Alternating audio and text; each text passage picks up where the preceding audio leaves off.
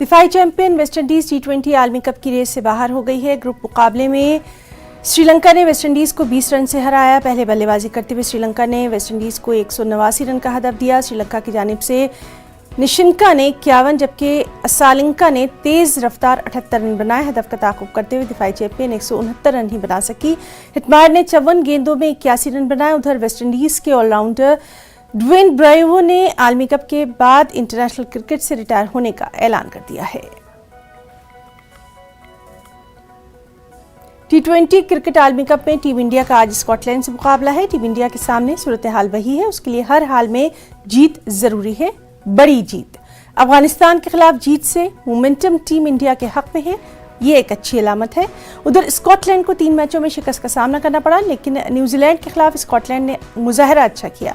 Scotland की team उलटफेर करने की भी सलाहियत रखती है, यानी टीम इंडिया को अपने हरीफ को हल्के में लेने की गलती नहीं करना है। कोरोना वबा के दौरान बाहमी इमदाद और इंसार का जज्बा मुस्तहकम हुआ है। मुल्क इस वबा से मुत्तहिद होकर मुकाबला कर रहा है। टीकाकारी के ऐलान के बाद हम बेहतर ताउन करें, जिससे हम कोरोना को मात देने की जानिब कदम बढ़ा सकें। नेटवर्क 18 इस मुहिम में हर कदम पर आपके साथ रहेगा। जब तक सभी महफूज नहीं, तब तक कोई महफूज नहीं होगा। इसी सोच की बुनियाद पर हमारी मुहिम संजीवनी का मकसद ये यकीनी बनाना है कि वैक्सीन पाना सभी हिंदुस्तानियों का हक है।